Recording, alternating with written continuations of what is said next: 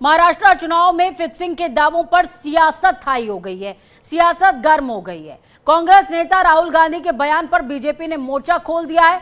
मुख्यमंत्री देवेंद्र फडणवीस ने राहुल पर तंज कसा और वोटर्स का अपमान करने का आरोप लगाया है।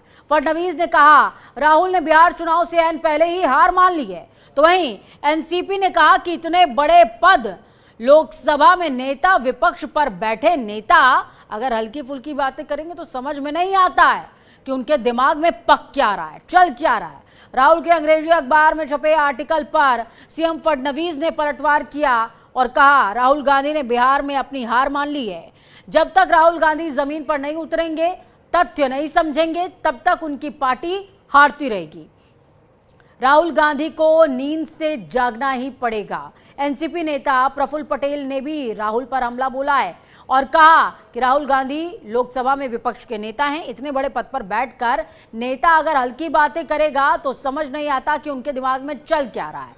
तो वहीं शिवसेना यूबीटी नेता संजय राउत ने राहुल गांधी के बयान का समर्थन किया और कहा महाराष्ट्र का चुनाव हाईजैक किया गया था। इसके बाद अब चुनाव आयोग ने जवाब दिया है। चुनाव आयोग ने बहुत ही इमोशनल तरीके से अपनी बात रखी। चुनाव आयोग ने कहा कि महाराष्ट्र की मतदाता सूची को लेकर जो आरोप लगाए जा रहे हैं वो कानून का अपमान है। हारने के लिए बहाना बनाया जा रहा है। इनको पता है कि अब इसके बाद ये लोग बिहार का भी विधानसभा का चुनाव हारने वाले हैं, तो उसकी भूमिका तैयार की जा रही है। और ये भूमिका इन्होंने हर बार जब जब चुनाव हारे हैं तब तब नए बहाने तलाशने का काम किया।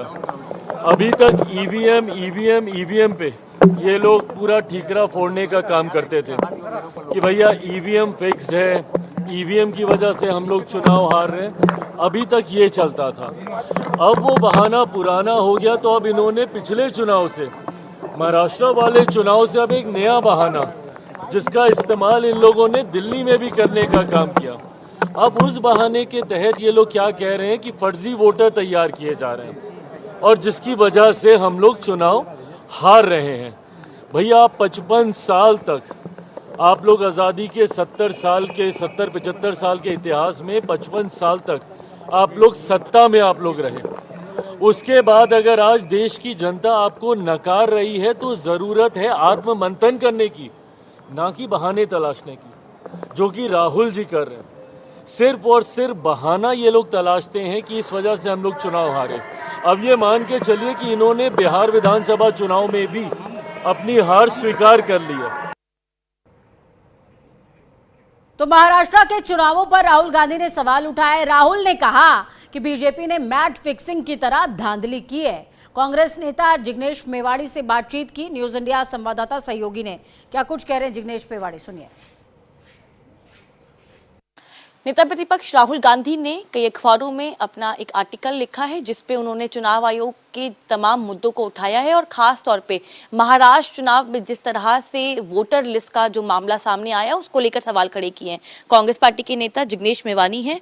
जिग्नेश जी, राहुल गांधी लगातार ईवीएम पे सवाल खड़े कर रहे हैं और लगातार वो बोल भी रहे हैं कि निष्पक्ष चुनाव देश में नहीं हो रहे हैं। एक बार फिर से उन्होंने सवाल खड़े किए हैं।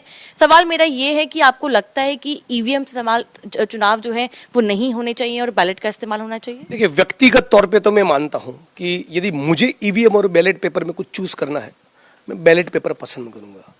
लेकिन केवल मामला ईवीएम का नहीं, जो फर्जी वोटर्स को ऐड करना, जो ओरिजिनल वोटर्स है उनको डिलीट करना, चुनाव में अनाप शनाप पैसा, चुनाव में कितना पैसा खर्च हो सकता है उसकी सारी सीमाओं को लांघ कर अनाप शनाप कॉर्पोरेट पूंजी को डालना, क्राइम ब्रांच के अफसर, पुलिस के दूसरे अफसर, ईडी, सीबीआई, इनकम टैक्स का गलत इस्तेमाल करना, शराब की डिस्ट्रीब्यूशन करवाना, 50 तरीके से चुनाव की प्रक्रिया को वो डिस्टोर्ट कर रहे हैं। केवल ईवीएम का मामला नहीं, तो इन मुद्दों को उठाना चाहिए। और केवल राहुल जी की, कांग्रेस पार्टी की पोजीशन नहीं, इस मुल्क में आप पूछ लीजिए, बहुत से लोग जो चुनाव लड़े, कम से कम 1 दर्जन ऐसे एग्जाम्पल मिलेंगे जिसमें कैंडिडेट के खुद के परिवार के लोगों का वोट 0 दिखाया हो। राइट तो जिस बूथ पर मैं बहुत ही ज्यादा स्ट्रांग हूं, मतलब 90% मुझे सपोर्ट करने वाला बूथ है, उसमें से 2 वोट निकले। ये नामुमकिन है। ऐसी 50 किस्म की धांधलियां पाई गई है।